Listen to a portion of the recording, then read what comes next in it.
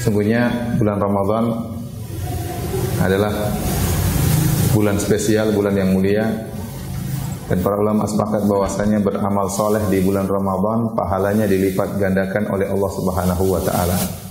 Dilipat gandakan oleh Allah Subhanahu wa taala.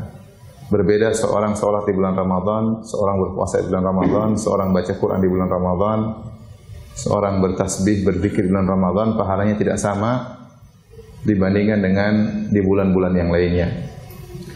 Akan tapi berapa kalikah dilipat gandakan? Tidak ada dalil yang tegas yang menjelaskan berapa kalinya. Ada dalil yang secara umum, man jaa bil hasanati falahu asyru amsalha, ya, wa man jaa bis sayyiati fala yujza illa mithlaha. Barang siapa yang melakukan satu kebaikan maka Allah akan balas 10 kali lipat. Ya, tapi ini berlaku di bulan Ramadan maupun di luar bulan Ramadan. Ya, lipat gandakan tersebut dari 10 kali lipat sampai 700 kali lipat ila adhafin katsira, sampai lebih daripada itu. Tetapi jadi perlipat gandaan jadi 10 kali lipat atau 700 kali lipat lebih daripada itu berlaku di setiap bulan. Tapi para ulama telah sepakat bahwasanya bulan Ramadan adalah bulan yang spesial, lebih dilipat gandakan daripada bulan-bulan yang lainnya. Memang datang dalam suatu hadis, ya, tentang berapa kali dilipat gandakannya. Dalam satu hadis disebutkan bahwasanya barang siapa yang beribadah sunnah di bulan Ramadan, maka nilainya seperti beribadah fardu di bulan yang lainnya. Dan barang siapa yang beribadah fardu di bulan Ramadan, sama seperti 70 kali fardu di bulan yang lain. Tapi hadisnya lemah, hadisnya dhaif, ya. Secara umum, beramal soleh di tempat-tempat yang suci, tempat-tempat yang mulia, di waktu-waktu yang mulia dilipat gandakan oleh Allah Subhanahu wa taala. Allah berfirman, "Wa rabbuka yakhluqu ma yasha'u wa yakhtar." Dan Allah, Rabbmu yang telah menciptakan apa yang Dia kehendaki dan memilih apa yang Dia kehendaki. Tentunya dengan hikmah Allah Subhanahu wa taala. Allah memilih sebagian tempat sebagai tempat-tempat yang mulia seperti tanah suci Mekah, ya, tanah suci kota Madinah, ya. Yang barang siapa beribadah di situ dilipat gandakan pahalanya oleh Allah Subhanahu wa taala. Demikian juga Allah memiliki sebagian waktu menjadi waktu-waktu yang spesial seperti bulan Ramadan, syahr Ramadan alladzi unzila fihi al-Qur'an, bulan Ramadan yang Allah turunkan Al-Qur'an di dalamnya. Berarti bulan Ramadan adalah bulan yang spesial dan beribadah di situ dilipat gandakan pahalanya. Adapun berapa kalinya kita tidak tahu, kita serahkan kepada Allah Subhanahu wa taala. Tetapi beramal soleh di bulan Ramadan dilipat gandakan secara kuantitas maupun secara kualitas. Kuantitas pahalanya dilipat gandakan oleh Allah, kualitas pahalanya juga dilipat gandakan oleh Allah Subhanahu wa taala. Ibarat kalau kita kasih gambaran secara duniawi, biasanya kalau di bulan lain beramal soleh, misalnya mendapatkan sebuah mobil, misalnya pahalanya sebuah mobil, maka di bulan Ramadan mobilnya ditingkatkan. Yang biasanya Avanza jadi Alphard misalnya. Kemudian pun ini secara kualitas dilipat gandakan, secara kuantitas juga diperbanyak. Alphardnya bukan cuma satu juga, Alphardnya lebih daripada satu. Ini gambaran saja agar kita bisa paham, ya. Berbeda dengan maksiat. Kalau maksiat tidak dilipatkan kuantitas, hanya kualitas. Kata para ulama tidak dilipatkan, ya, kamman tetapi kaifan. Secara kuantitas tidak dilipat gandakan, hanya dilipat gandakan secara kualitas. Kenapa? Karena Allah mengatakan, "Wa man jaa'a bis-sayyi'ati fala yujza illa mithlaha." Barang siapa yang melakukan satu kemaksiatan, satu keburukan, maka dia tidak dibalas kecuali dengan kemaksiatan tersebut, tidak dilipat gandakan. Ya. Jadi saya ulangi, Allah berfirman, "Man jaa'a bil hasanati falahu asyru amsalha, wa man jaa'a bis-sayyi'ati fala yujza illa mithlaha." Barang siapa yang melakukan kebajikan, Allah lipat gandakan 10 kali lipat, dan barang siapa yang melakukan keburukan, dibalas sesuai dengan keburukan tersebut, tidak dilipat gandakan. Jadi para ulama juga sepakat, barang siapa melakukan kemaksiatan di tempat-tempat suci, di waktu-waktu mulia, maka kualitas hukumannya ditingkatkan oleh Allah Subhanahu wa taala. Dalilnya seperti orang yang hendak melakukan kemaksiatan di tanah suci Mekah. Kata Allah dalam surat Al-Hajj, "Wa man yurid fihi bi ilhadin bi dzulmin nudzikuhu min adzabin alim." barang siapa yang berkehendak melakukan keburukan di tanah suci Mekah, ya, melakukan ilhad, melakukan kezaliman, kami akan buat dia merasakan azab yang pedih. Jadi untuk khusus di Masjidil Haram di Mekah, barang siapa yang baru niat keburukan, melakukan keburukan di kota Mekah, dia sudah mendapat dosa, bahkan dosa besar, diancam dengan azab yang pedih. Belum dia lakukan, baru hanya ingin. Jadi seorang misalnya di tanah air sudah punya niat buruk, nanti kalau musim haji saya akan membohongi para jemaah haji misalnya, ya.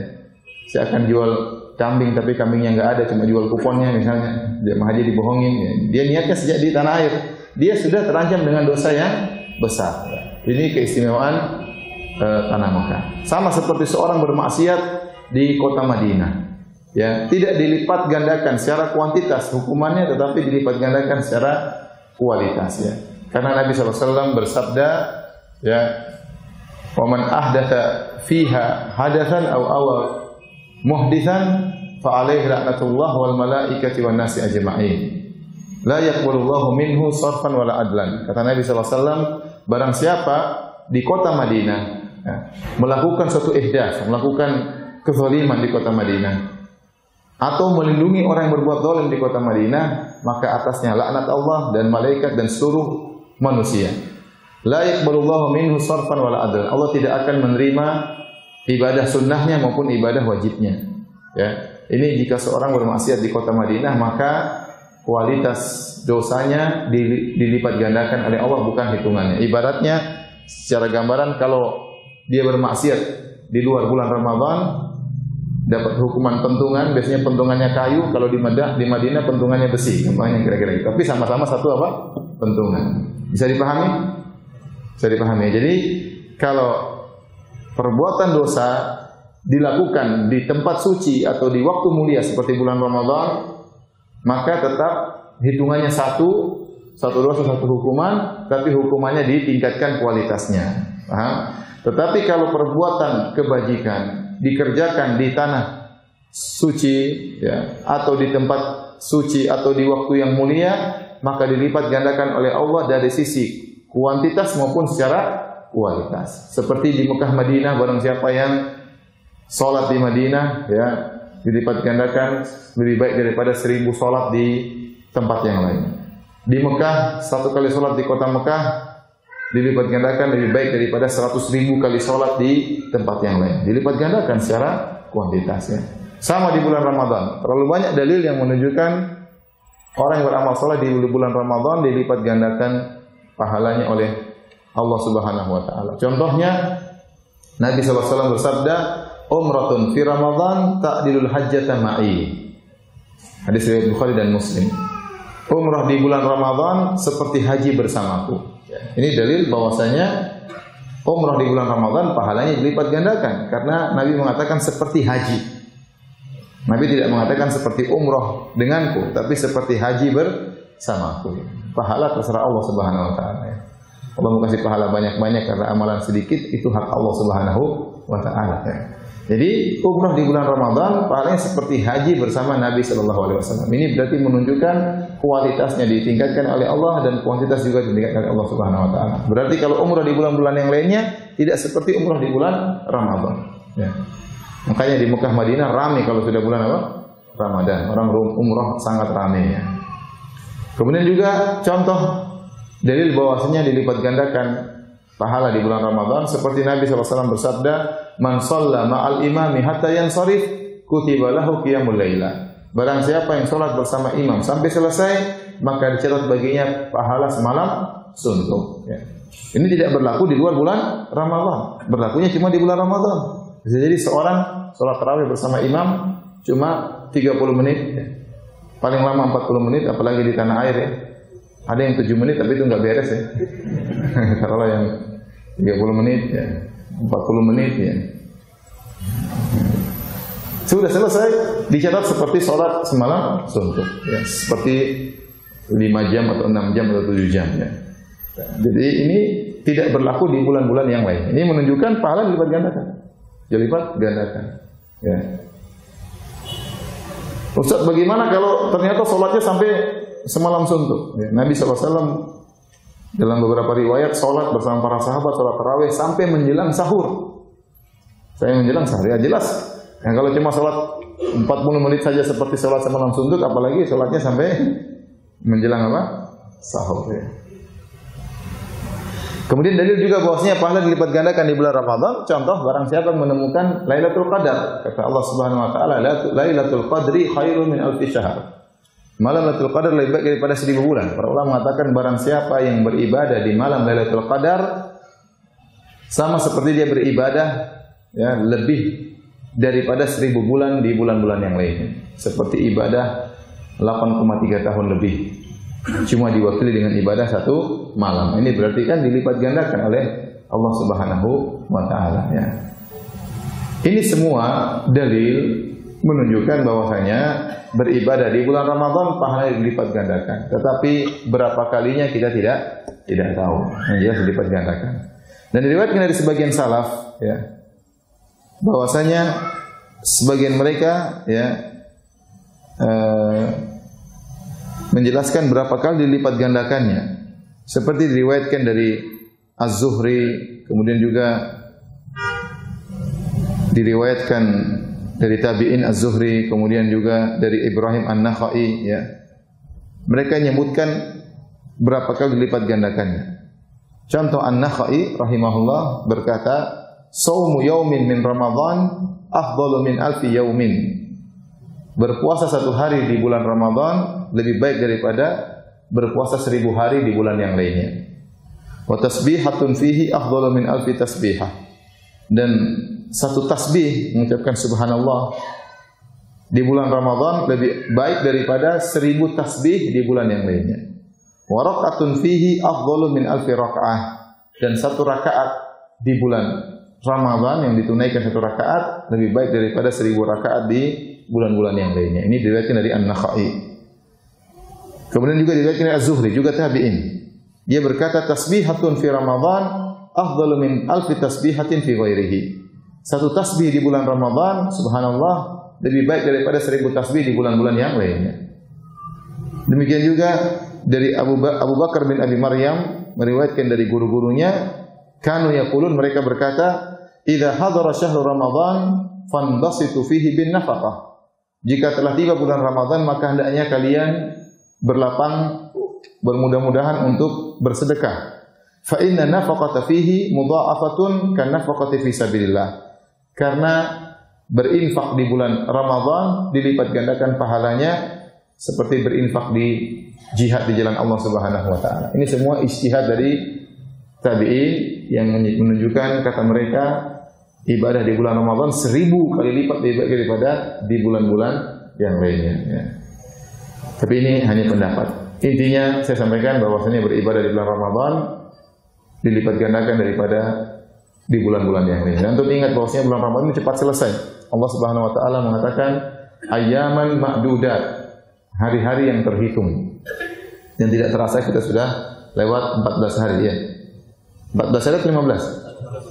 14 hari. Sepakat ya? Ada khilaf atau tidak? Tidak ada. 14 hari sudah lewat ya. Tidak terasa sudah setengah bulan lagi. Jadi seorang berusaha untuk banyak amal saleh di bulan Ramadan. Sebagaimana Nabi SAW, amal salehnya meningkat ketika bulan Ramadan. Kata Ibn Abbas radhiyallahu anhu, "Kana Nabi SAW ajwadan nas." Rasulullah SAW adalah orang yang paling dermawan. Wa kana ajwadu ma yakun fi Ramadan. Dan Rasulullah SAW lebih dermawan lagi tatkala di bulan Ramadan. Ya, ini menunjukkan Nabi meningkatkan kualitas ibadahnya di bulan Ramadan ya. Lebih daripada bulan-bulan yang lain. Kenapa? Karena pahalanya dilipat gandakan oleh Allah Subhanahu wa taala ya. Terlebih lagi tatkala 10 hari terakhir. Tatkala 10 hari terakhir. Ini hari-hari yang sangat spesial, 10 hari terakhir. Ya. Aisyah radhiyallahu taala anha berkata, ya, kana Nabi sallallahu alaihi wasallam yajtahidu fi ashrul awakhir ma la yajtahidu fi ghairihi. Rasulullah sallam bersungguh-sungguh beristihad dalam beribadah di 10 hari terakhir tidak seperti di hari-hari sebelumnya. Ya, Nabi Ramadan ibadahnya luar biasa. 10 hari terakhir lebih lagi daripada sebelumnya. Kemudian juga dalam hadis yang lain kata Aisyah radhiyallahu taala anha, "Kana idza dakhala al-'ashar," ya, kalau sudah masuk 10 hari yang terakhir di bulan Ramadan, syadda mi'zarahu, maka Rasulullah SAW mengencangkan sarungnya. Dan mengencangkan sarungnya, wa ahya lailahu, dan beliau pun menghidupkan malamnya, wa aiqadha ahlahu, dan membangunkan istrinya. Bangunkan istrinya. Ini dalil 10 hari terakhir di bulan Ramadan dianggap spesial oleh Nabi SAW. Yang pertama, syadda mi'zarahu, Rasulullah SAW mengencangkan sarungnya. Kata para ulama, maksudnya Rasulullah SAW tidak menggauli istrinya sama sekali. Ya, ini menunjukkan bahwasanya 20 hari sebelumnya Rasulullah SAW masih menggauli apa? Istrinya. Ya, masih menggauli istrinya, masih tidur bersama istrinya, masih menggilir istrinya sesuai dengan giliran jatah nginap beliau. Tapi sudah masuk 10 hari terakhir, Rasulullah SAW sama sekali tidak menggauli istri-istri beliau. Kemudian wa ahya lailahu, Rasulullah SAW menghidupkan malamnya. Maka apa yang dimaksud dengan menghidupkan malamnya ada dua pendapat. Intinya ada dua pendapat di kalangan para ulama. Pendapat yang pertama bahwasanya Rasulullah SAW begadang, tidak tidur sama sekali. Ya. Dan ini didukung dalam sebuah hadis, namun hadisnya sanadnya dhaif dalam Musnad Imam Ahmad. Ya. Karena Nabi SAW yakhlitu baina naumin wa salatin fil ishrin. Rasulullah SAW mencampur antara tidur dan sholat tatkala di 20 hari pertama. Sehingga mafhum mukhalafahnya berarti 10 hari terakhir Rasulullah SAW hanya sholat, tidak mencampur dengan apa? Tidur. Berarti Rasulullah SAW apa? Begadang. Oleh karena sebagian ulama berpendapat yang dimaksud dengan menghidupkan malam artinya begadang, tidak tidur sama sekali. Tidak tidur sama sekali. Dan ini pendapat ya, kuat ya. Dan sangat mudah diterapkan di Mekah dan Madinah. Kenapa? Karena orang-orang di Mekah dan Madinah tidak berkesempatan untuk tidur di malam hari. Bayangkan antum misalnya ke Mekah atau Madinah, salat 10 hari terakhir 2 ronde. Ronde pertama 20 rakaat, ronde kedua 13 rakaat. Salat dimulai kemarin azan Isya ya, jam 9. Azan Isya jam 9. Sudah selesai salat Isya taruhlah jam 9.20. Di situ kemudian salat tarawih. Salat tarawih ronde pertama 20 rakaat selesai sudah jam 11. Jam 11. Nanti ronde kedua mulai jam 1 kurang seperempat. Dulu zaman saya masih mahasiswa, salat qiyamul lail yang ronde kedua dimulai jam 1. Jam 1 selesai nanti jam 3 seperempat.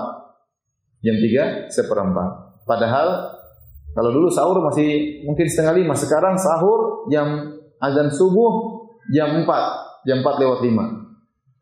Jam 4 lewat 5. Nah, kalau selesai sholat 3 seperempat, waktu tinggal sekitar 50 menit. Antara selesai sholat sampai apa? Azan subuh. Terus bagaimana caranya? Belum lagi keluar dari halaman masjid, belum nunggu istri-istri ada di mana ya. Terus kapan makan sahurnya? Oleh karenanya saya kalau tidak salah sekarang dimajukan waktu sholat malamnya. Tadinya jam 1, sekarang jadi jam 1 kurang seperempat. Ya, dengan harapan jam 3 sudah selesai. Berarti antara selesai sholat ronde kedua dengan azan subuh tinggal satu jam. Nggak ada sempat untuk tidur. Jadi benar-benar orang-orang kalau beribadah di Mekah dan Madinah tidak bisa tidur. Dan memang tidak bisa untuk tidur. Gimana mau tidur? Ya. Jam 1 tunggu sampai jam 11 selesai ronde pertama sampai 1 kurang seperempat cuma 1 jam 45 menit itu pun nggak sempat. Kemudian setelah itu kalaupun tidur paling 15 menit tapi banyak orang nggak tidur. Kemudian sampai salat malam selesai tunggu subuh juga nggak tidur. Jadi mereka bisa menghidupkan malam di 10 hari terakhir. Dan di antara yang paling afdal menghidupkan malam adalah dengan salat malam, dengan salat tarawih. Karenanya Nabi SAW diriwayatkan Rasulullah SAW pernah salat tarawih bersama sahabat 3 hari. Suatu malam Rasulullah SAW pernah salat sampai sepertiga malam yang pertama. Suatu malam Rasulullah SAW pernah salat sampai setengah malam. Dan waktu malam ke-27 Rasulullah SAW salat sampai menjelang sahur. Sampai menjelang sahur. menjelang sahur. Ya berarti cara terbaik untuk menghidupkan 10 hari terakhir adalah dengan sholat malam. Nah, kalau di tanah air godaan untuk tidur semakin berat. Kenapa? Karena sholat malam selesai jam 8. Sementara sahur jam berapa? Azan subuh 4:30. Dari jam 8 sampai jam 4:30 itu waktu yang panjang. Jadi godaan untuk apa? Tidur lebih berat. Nah, kalau di Mekah Madinah nggak sempat tidur. Madinah saja sholat isya mulai jam 9. Di sini jam 8 sudah selesai sholat tarawih. Kalau pakai kultum ya 8:15. Kalau nggak pakai kultum sebenarnya jam berapa? Jam 8 sudah selesai. Ya. Jadi seorang tergoda untuk tidur jadi godaan di Jakarta lebih berat daripada di Madinah. Oleh karena hadirin dan hadirat yang dirahmati Allah Subhanahu wa taala, seorang berusaha mengkondisikan dirinya untuk bisa menghidupkan 10 hari terakhir ya. Makanya kalau ada masjid-masjid bagus ya, bikin 2 ronde seperti di Mekah dan Madinah ya. Karena kalau kita mau ikut para sahabat kemudian sholat sampai menjelang sahur, kita nggak kuat ya. Para sahabat apa? Para sahabat luar biasa semangatnya untuk sholat. Dalam hadis waktu Rasulullah SAW sholat malam, kemudian setengah malam sudah selesai. Mungkin jam 1 sudah selesai. Para sahabat minta tambah, ya Rasulullah, lau nafaltana baqiyata lailatina hadhihi. Ya Rasulullah, gimana kalau tambah lagi, masih ada waktu. Subhanallah, selesai jam 1 masih minta tambah. Kita kalau imam selesai jam 1 kita bilang alhamdulillah. Kenapa enggak dari tadi selesainya? Sudah kemeng ya, kaki bengkak setengah mati ya. Itulah para sahabat radhiyallahu ta'ala anhum, iman mereka luar biasa ya. Ini pendapat pertama, ahya lailahu, menghidupkan malamnya, begadang, tidak tidur sama sekali. Pendapat sebagian ulama. Sebagian ulama berpendapat ahya lailahu maksudnya tidurnya sedikit. Rasulullah SAW 20 hari pertama tidurnya lebih banyak, 10 hari terakhir tidurnya lebih sedikit. Karena Rasulullah SAW tidak pernah sholat sampai subuh. Seperti perkataan Aisyah radhiyallahu taala anha, ya, aku tidak pernah melihat Nabi sallallahu alaihi wasallam as-salat hatta sabah ya. Rasulullah SAW tidak pernah salat sampai pagi, tidak pernah. Sehingga para ulama berdalil dengan hadis ini bahwasanya Rasulullah SAW tidak pernah salat malam sampai subuh ya. Berarti Rasulullah SAW tidur ya. Nah, kita bilang kalaupun kita memilih pendapat kedua tidur, maka tidurnya pun cuma apa? Cuma sedikit. Tapi pendapat pertama kuat. Rasulullah SAW akhirnya tidak tidur itu pendapat sangat kuat. Ya. Jadi memang Rasulullah SAW juga tidak sholat sampai subuh, tapi ada sholat dicampur dengan baca Quran, dicampur dengan berdoa, ya, atau berhenti sebelum apa? Sebelum subuh, ya. Jadi intinya pendapat yang mengatakan begadang itu juga pendapat yang sangat kuat. Kalaupun kita milih pendapat kedua menghidupkan malam dengan tidur sedikit, maka ini juga pendapat yang baik. Jadi kita berusaha mengurangi tidur di 10 malam yang terakhir. Namun kenyataannya mengurangi tidur di 10 malam yang terakhir tidak mudah pada sebagian orang. Sebagian orang di 10 hari terakhir masih kerja. Ya, kerja, kemudian dari pagi jam 8 sampai sore ya. Terus kalau malam suruh begadang lagi, besok enggak kerja. Enggak mungkin malam begadang kemudian besok kerja ya. Kita bilang fattaqullaha mastata'tum, bertakwa semampunya. Kalau ternyata enggak bisa begadang, ya udah tidur. Ustaz, 1 jam enggak cukup tidur, ya udah 2 jam. Enggak cukup lagi Ustaz, ya udah 3 jam. Enggak cukup lagi 4 jam. Enggak cukup lagi 5 jam. Ya udah mau gimana lagi?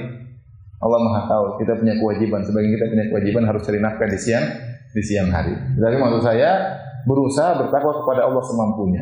Kurangi tidur bukan untuk Facebookan ya, enggak.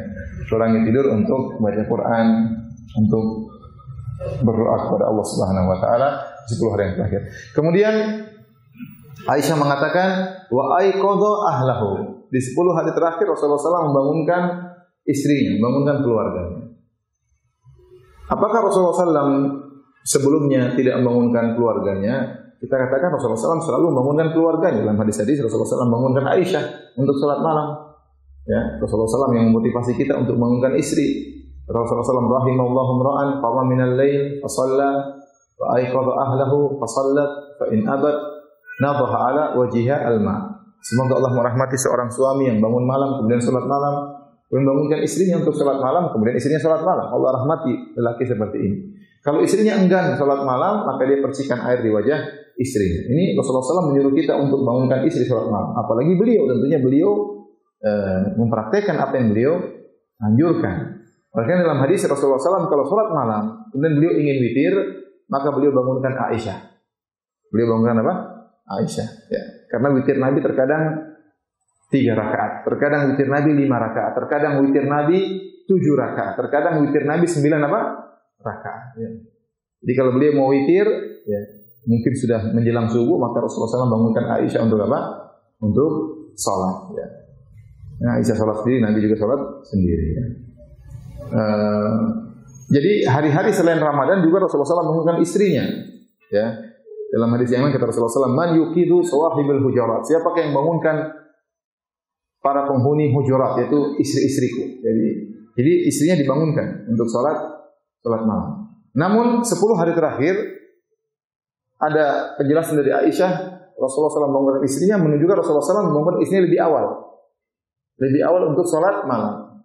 Jadi kalau kita biasa bangunkan istri kita setengah jam sebelum subuh, sekarang kita rubah, kita bangunkan jam 2, bangunkan jam 3 ya. Untuk berdoa, bangun salat malam berdoa ya. Berdoa kepada Allah Subhanahu wa taala, terutama malam-malam ganjil yang kita harapkan Lailatul Qadar ya. Jadi jangan lupa untuk bangunkan istri ya. Ya sekarang alhamdulillah cara bangunkan gampang. Antum misalnya iktikaf, ya udah pesan sama istri jangan matikan HP. Malam ditelepon ya. Telepon jam 3 telepon istri. Jangan lupa 3:30 telepon lagi. Jangan istri ya terus tidur. Tidur lagi.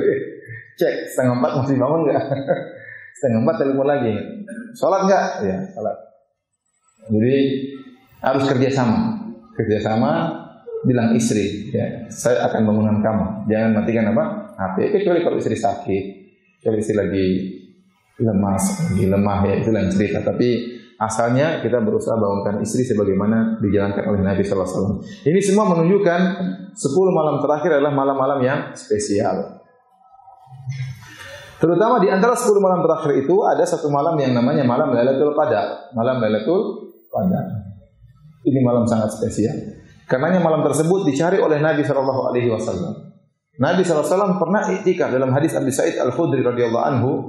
Rasulullah SAW pernah iktikaf sebulan penuh untuk mencari Lailatul Qadar. Karena Rasulullah SAW waktu itu belum dikabari oleh Allah kapan Lailatul Qadar. Hanya dikabarkan oleh Allah di bulan Ramadan. Maka Rasulullah SAW iktikaf 10 malam pertama. Kemudian ternyata tidak ada Lailatul Qadar. Rasulullah SAW melanjutkan lagi 10 malam kedua. Ternyata tidak ada juga Lailatul Qadar. Setelah itu Rasulullah SAW melanjutkan 10 malam ketiga. Allah kabarkan Lailatul Qadar berada di 10 malam yang ketiga. Baru Rasulullah SAW suruh para sahabat untuk iktikaf bersama Nabi Sallallahu Alaihi Wasallam. Jadi pernah sebulan penuh Rasulullah SAW iktikaf dalam rangka mencari malam yang sangat istimewa ini, malam Lailatul Qadar. Ya. Sampai Allah turunkan surat khusus tentang Lailatul Qadar. Inna anzalnahu fi Lailatul Qadar. Kami telah turunkan Al-Quran di malam Lailatul Qadar. Wa ma adraka ma Lailatul Qadar? Tahukah engkau apa itu Lailatul Qadar? Lailatul Qadri khairun min alfi syahr. Malam Lailatul Qadar lebih baik daripada 1000 bulan. Ingat, Allah tidak mengatakan malam Lailatul Qadar seperti 1000 bulan. Jadi Allah mengatakan malam Lailatul Qadar lebih baik daripada 1000 bulan. Tanazzalul malaikatu waruhu fiha bi'izni rabbihim. Ya. Min kulli amr. Kata Allah Subhanahu wa taala pada malam tersebut malaikat turun hadir di malam tersebut. Bahkan malaikat Jibril, pimpinan para malaikat juga ikut hadir di malam tersebut. Ya. Salamun ya hatta matla'il fajar. Maka keselamatan di malam tersebut sampai subuh.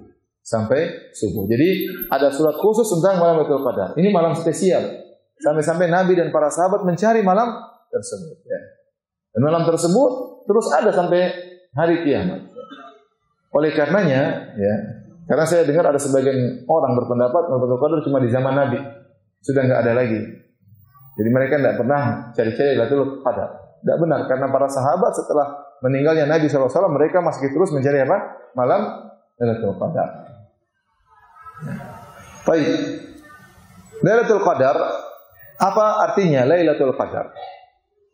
Lailatul Qadar, Al-Qadar, ya, para ulama menafsirkan dengan 3 tafsiran atau lebih. Di antaranya 3 tafsiran tentang makna Al-Qadar. Ada yang mengatakan Al-Qadar secara bahasa artinya adalah takdir. Artinya adalah takdir. Kenapa? Karena pada malam tersebut Allah menurunkan takdir tahunan, at-takdir as-sanawi. Sebagaimana dalam ayat kata Allah Subhanahu wa taala, "Inna anzalnahu fi lailatin mubarakatin inna kunna mundzirin fiha yufraqu kullu amrin hakim." Kata Allah Subhanahu wa taala, kami menurunkan Al-Qur'an di malam yang penuh berkah, itu malam Lailatul Qadar. Ya. Kemudian kata Allah, fiha yufraqu kullu amrin hakim. Pada malam tersebut ditetapkan perkara-perkara. Kata para ulama maksudnya pada malam Lailatul Qadar Allah turunkan sebagian data dari Lauhul Mahfuz. Allah sampaikan kepada para malaikat bahwasanya akan terjadi demikian-demikian dari malam Lailatul Qadar sekarang sampai malam Lailatul Qadar berikutnya. Setahun penuh. Makanya dikenal oleh para ulama dengan takdir tahunan. Takdir tahunan. Allah pilih penjelasan tentang takdir tahunan tersebut di malam Lailatul Qadar karena malam tersebut malam yang mulia. Maka dinamakan dengan malam Lailatul Qadar, artinya malam takdir. Takdir tahunan. Ini di antara makna Lailatul Qadar. Di antara makna Lailatul Qadar, Al-Qadar maknanya adalah sempit. Seperti dalam firman Allah Subhanahu wa taala, wa amma idza mabtalahu faqadara alaihi rizqahu fayaqulu rabbi ahanan. Ya. Dalam surat Al-Fajr kata Allah, adapun manusia kalau diuji oleh Allah Subhanahu wa taala, faqadara alaihi rizqahu, faqadara, Allah sempitkan rezekinya, maka dia berkata Allah menghinakan aku. Jadi qadar artinya menyempitkan. Innallaha yabsutur rizqa liman yasha'u wa yaqdir. Dalam ayat yang lain Allah lah yang telah membentangkan rezeki kepada yang Allah kehendaki, wa yaqdir, dan Allah sempitkan pada sebagian orang. Takdir artinya apa? Sempit. Ya. Contoh seperti Allah berfirman, wa dhannuni idh dhahaba mughadiban fa dhanna an lan naqdiru alaihi fanada fi dhulumati alla ilaha illa anta subhanaka inni kuntu minadh dhalimin. Kata Allah dan Nabi Dhannun, Nabi Yunus alaihissalam tatkala pergi dalam kondisi marah meninggalkan umatnya. Wa dhanna an lan naqdiru alaihi, dan dia menyangka kami tidak akan mempersempit perkaranya. Ternyata Allah persempit perkaranya, Allah uji dia dan dia ditelan oleh apa? Ikan paus. Jadi al-qadar dalam bahasa Arab artinya diantaranya adalah sempit. Nah, kenapa Lailatul Qadar dinamakan dengan malam yang sempit? Kata para ulama, karena banyak malaikat yang turun ke bumi tatkala itu, ikut menghadiri keagungan malam tersebut, malam yang penuh berkah. Sehingga terasa sempit karena dihadiri oleh malaikat. Karena zalul malaika, malaikat pada turun. Malaikat-malaikat yang di langit pada turun ke bumi untuk menghadiri malam yang penuh berkah tersebut, bahkan di antaranya malaikat Jibril juga ikut hadir. Inilah sebabnya kenapa dinamakan dengan Lailatul Qadar, malam yang sempit.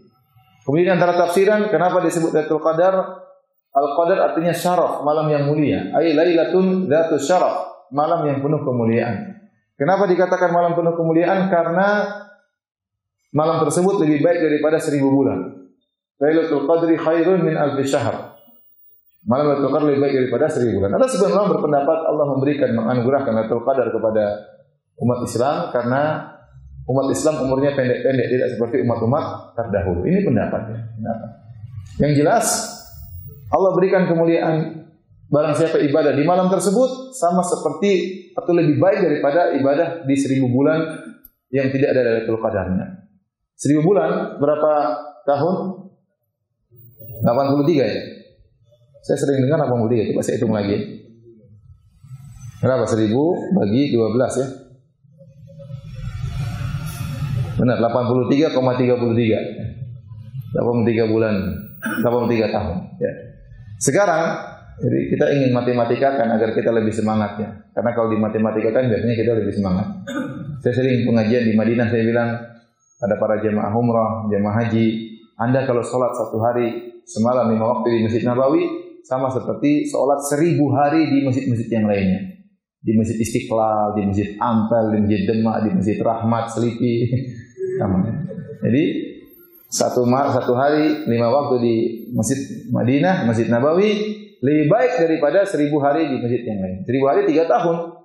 Jadi kalau Anda jaga 5 waktu berjamaah di Masjid Nabawi sama seperti sholat berjamaah 3 tahun nggak pernah bolong.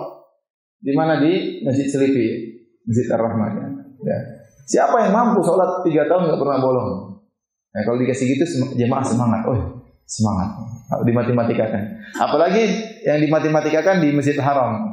100.000 kali lipat. Dan berarti orang yang sholat sehari semalam 5 waktu berjamaah di Masjid Haram sama seperti sholat 100.000 hari. 100.000 hari itu berapa tahun? Saya hitung dulu ya. Antum juga hitung, siapa tahu saya salah hitung. Coba 100.000 bagi 365 ya. 273 tahun, luar biasa. 274 tahun. 274 tahun. Lumayan itu. Lumayan. Tanpa ada bolongnya. Ustaz, banyak sekali pahalanya. Terserah Allah mau kasih pahala, ente protes. Allah mau kasih orang masuk surga gara-gara perempuan pezina minumin seekor anjing dimasukin surga. Ada laki-laki masuk surga gara-gara hilangin gangguan di jalan. Itu kan terserah Allah. Ya. Ente nggak usah protes. Baik, jadi orang yang beribadah di malam Lailatul Qadar seperti beribadah lebih baik, bukan seperti. Kata Allah khairun, lebih baik ya. Allah tidak mengatakan seperti itu. Allah mengatakan lebih baik daripada 1000 bulan di bulan-bulan yang lainnya tanpa ada Lailatul Qadar. Nah sekarang saya tanya sama antum, ini kita matematikakan lagi. Sekarang azan maghrib berapa di tanah air kita? Jam berapa? Jam 6 kurang berapa? Jam 6 kurang 1/4. Masih lama buka ya? Masih lama. Jam 6 kurang 1/4. Ya. Azan subuh jam berapa? Jam 5, taruhlah 5 kurang 1/4 lah taruhlah. Berarti taruhlah gampangan. Berarti ada 11 jam, ya. Iya, 5 kurang 6 iya. 11 jam lah ya kira-kira ya. 11 jam. Nah, kalau Anda beribadah 11 jam tersebut ya, di malam Lailatul Qadar tersebut dari terbenam matahari sampai terbit fajar 11 jam, Anda bisa menghidupkan malam tersebut, maka seperti Anda beribadah 83 tahun. Taruhlah jangan 11 jam, 10 jam. Gampangannya 10 jam. Ya. Kita gampangan 10 jam, taruhlah 80 tahun. 10 jam 80 tahun. Berarti kalau Anda beribadah 1 jam, gampangannya di malam Lailatul Qadar, Anda seperti beribadah 8 tahun. Anda baca Quran 1 jam seperti baca Quran berapa tahun? Tidak begitu hitungannya, tidak ya. Cuma saya gampangannya aja. Kalau kita bagi 10 jam tersebut dibagi 10, berarti 1 jam kira-kira seperti 8 tahun. Makanya Anda berusaha jangan sampai Anda tidur di malam Lailatul Qadar. Tidur 4 jam berapa berarti? Tidur 1000 bulan. Enggak ya. Jadi maksud saya ini agar kita semangat. Jadi seorang di dalam malam-malam ganjil berusaha jangan sampai waktu terbuang karena waktu berharga. Dan kita hanya bisa merasakannya di akhirat kelak. Jadi jangan malas-malasan waktu baca Quran. Ya. Kalau ada memang enggak sempat berbakti sama orang tua, telepon orang tua, kalau enggak ya bersedekah, apa saja kita kerjain. Berzikir kayak ya. Baca Quran, baca tafsir kayak ya. Bertasbih, bertahlil, bertakbir, karena semuanya itu pahalanya luar biasa. Anda itu kalau saya bertasbih setengah jam sama seperti 4 tahun, ya, luar biasa. Ya, maka inilah kenapa dinamakan dengan Lailatul Qadar, karena Al-Qadar di antara maknanya adalah asy-syaraf, yaitu kemuliaan. Karena beribadah di malam tersebut lebih baik daripada 1000 bulan. Baik. Dan Lailatul Qadar berakhir tatkala terbit fajar, karena Allah mengatakan salamun hiya hatta matla'il fajar. Kalau sudah terbit fajar maka sudah selesai. Nah, sekarang jadi pertanyaan, bagaimana cara seorang dinilai sudah menghidupkan Lailatul Qadar? Kata Nabi sallallahu alaihi wasallam, "Man qama Lailatul Qadri imanan wa ihtisaban, ghufira lahu ma taqaddama min dhanbi." Barang siapa yang menghidupkan malam Lailatul Qadar dengan penuh keimanan, dengan penuh pengharapan ganjaran dari Allah, akan diampuni dosa-dosanya yang telah lalu. Ya. Ini bagaimana seorang dinilai telah menghidupkan Lailatul Qadar? Ya, ini masalah menghidupkan malam Lailatul Qadar ini perkara yang nisbi, relatif ya. Yang jelas kita tunjukkan kepada Allah kita sudah berusaha. Ada orang mungkin tidak bisa begadang di malam Lailatul Qadar, mungkin hanya sholat malam 1 jam, ya, mungkin baca Quran cuma setengah jam. Mudah-mudahan kalau dia benar-benar ikhlas, sudah dianggap oleh Allah menghidupkan malam Lailatul Qadarnya.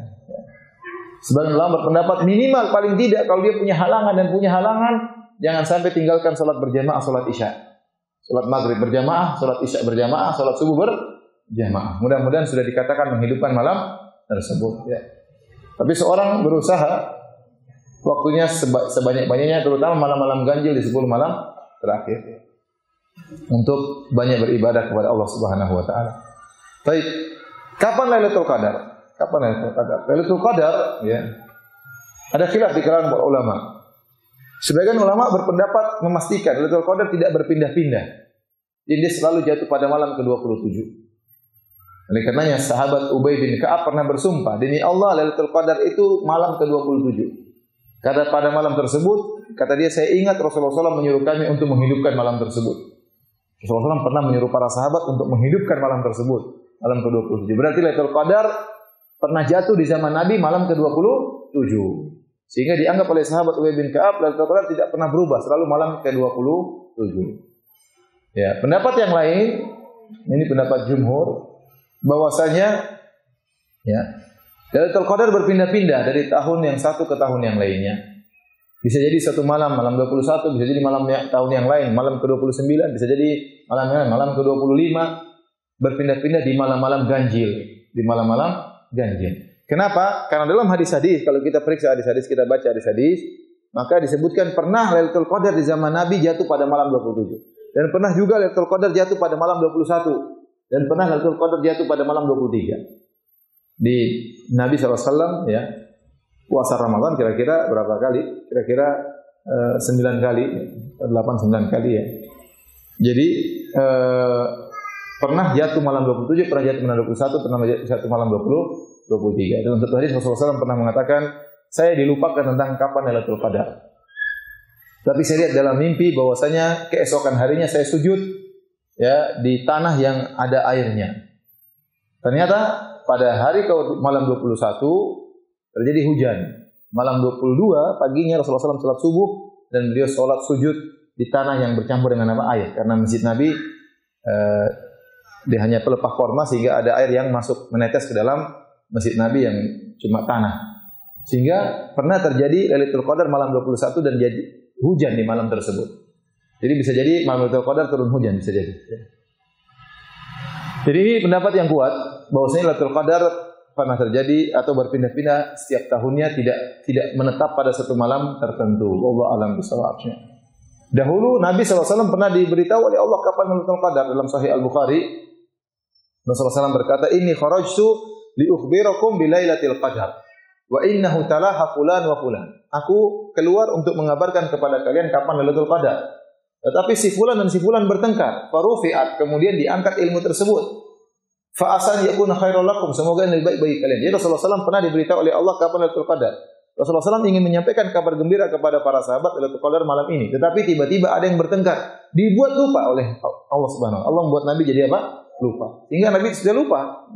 Nabi bilang gara-gara si fulan dan si fulan bertengkar, akhirnya dilupakan. Saya dilupakan. Semoga lebih baik bagi kalian. Oleh karenanya, ingat, pertengkaran itu tidak baik. Pertengkaran itu bisa menghilangkan apa? Keberkahan. Ya. Pertengkaran itu bisa menghilangkan. Harusnya banyak rahmat yang turun, berkah turun, enggak jadi. Nabi sudah tahu kapan Lailatul Qadar, dihilangkan oleh Allah ilmunya gara-gara ada yang bertengkar. Maka saya ingat sama antum, jangan suka bertengkar. Ya. Termasuk dalam lingkup keluarga. Jangan suka bertengkar suami dengan istri. Biar rahmat turun. Ya. Biar rezeki itu apa? Turun kepada suami istri, kepada anak-anak. Ya, kalau sering bertengkar, rahmat enggak turun-turun. Yang turun utang melulu. Jadi bertengkar itu menghilangkan rahmat. Oleh karena Nabi SAW dihilangkan ilmu beliau tentang kapan Lailatul Qadar. Tapi kata Rasulullah SAW, wa asa an yakuna khairal lakum. Bisa jadi lebih baik. Dan ini benar. Ini musibah, takdir. Dia takdir musibah, tetapi musibah tersebut mendatangkan kebaikan. Seandainya ternyata Rasulullah SAW katakan, wahai kaum muslimin, Lailatul Qadar malam ke-23 misalnya. Orang-orang mungkin dari awal Ramadan tidak ada yang sholat, ya malas sholat. Nanti jam malam 23 baru apa? Baru sholat. Karena udah tahu Lailatul Qadarnya kapan. Sudah cukup 1000 bulan. Malam pertama enggak sholat enggak apa-apa. Ya. Iya, itu apa? Kondisi manusia seperti itu. Kalau dikasih tahu Lailatul Qadar malam 23, mungkin sebelumnya mereka enggak sholat. Setelah itu juga malam 24 sudah kosong masjid. Padahal Ramadan itu mulia sejak malam pertama. Dan sejak malam pertama seorang sudah berkesempatan untuk dibebaskan dari neraka jahanam. Kata Nabi sallallahu alaihi wasallam, "Walillahi utaqa'u minan nar wa dzalika kullal lailah." Setiap malam itu ada pembebasan dari neraka jahanam. Ada orang-orang Allah bebaskan dari neraka jahanam dan itu berlaku setiap malam. Ya, bukan cuma malam Lailatul Qadar pembebasan dari neraka jahanam. Kemudian ingat, 10 malam terakhir semuanya mulia, bukan cuma malam Lailatul Qadar. Ya. Jadi ada hikmahnya kata Nabi, "Wa asa an yakuna khairal lakum." Dengan dilupakannya aku tentang kapan Lailatul Qadar bisa jadi lebih baik bagi kalian. Jadi meskipun pendapat jumhur bahwasanya malam Lailatul Qadar itu berpindah-pindah dari satu tahun ke tahun yang lainnya, tetapi arja lailah, malam yang paling diharapkan Lailatul Qadar adalah malam ke-27. Ini ulama mengatakan malam yang paling diharapkan Lailatul Qadar adalah 7 hari terakhir dalam satu hari. Rasulullah SAW mengatakan, "Inni ara anna ru'akum qad tawaqqa'at fi sabil awakhir." Aku melihat para sahabat pernah mimpi. Dimimpikan oleh Allah kapan Lailatul Qadar. Ternyata mimpi mereka semua sepakat di 7 hari terakhir bulan Ramadan. Sehingga paling orang berusaha mencari Lailatul Qadar di 10 malam terakhir, kemudian di malam-malam ganjil, kalau tidak sempat lagi malam 21 lewat, malam 22 lewat, malam 23 lewat, jangan lupa 7 malam terakhir. Bersungguh-sungguh, malam 25, malam 27, malam 29. Tapi malam yang paling diharapkan adalah malam 27. Oleh karenanya kalau sudah di Mekah dan Madinah, di Masjid Nabawi, Masjidil Haram, kalau sudah malam 27 siap-siaplah. Sangat ramai, pasti orang sangat ramai karena banyak orang awam meyakini Lailatul Qadar itu malam 27. Ini pendapat sebagian salaf bahwa Lailatul Qadar malam 27. Kita katakan pendapat yang lebih kuat, malam Lailatul Qadar berpindah-pindah dari tahun satu ke tahun yang lain di malam-malam ganjil, tetapi yang paling diharapkan adalah malam ke-27. Ustaz, kan Nabi mengatakan 7 terakhir, 10 terakhir. Ya terakhir dihitung dari mana, Ustaz? Dari terakhir kan berarti 9 tersisa, ya. 10 tersisa, 7 tersisa. Nah, kalau bulan 29 hari, berarti malam 10 malam terakhir yang pertama mulainya malam ke-20. Paham? Paham tidak? Jadi, ini ada pendapat sebagian ulama mengatakan untuk menentukan 10 hari terakhir itu ditinjau dari akhir bulan. Karena kata Nabi 10 terakhir, 10 tersisa. Dalam riwayat 10 tersisa, 7 tersisa. Nah, tersisa itu kalau bulan 30 hari gampang. 10 malam terakhir pertamanya mulai dari malam ke-21. Tapi kalau bulan Ramadan cuma 29 hari, berarti 10 terakhir mulainya dari malam ke berapa? Malam 20. Ini pendapatnya. Kalau tidak salah diisyaratkan oleh mazhab Malikiyah dan juga kalau enggak salah Ibnu Taimiyah rahimahullah. Tapi pendapat yang kuat, malam ke-10 terakhir apakah 9 atau 10 sama saja. Malam pertamanya malam 21. Ya. Tetap malam 21. Jadi tergantung nanti khilafnya di penentuan hilal atau tidak, itu awalnya juga hilal. Yang terjadi berbeda ya beda juga ya. Makanya masalah penentuan kapan satu Ramadan juga penting. Nanti harus mencari mazhab yang lebih apa? Pendapat yang lebih kuat. Itu pendapat jumhur, itu dengan melihat hilal ya. Terlihatnya hilal, bukan adanya hilal, tapi terlihatnya hilal. Karena kalau sudah beda awalnya, berarti beda juga malam ganjilnya. Ya.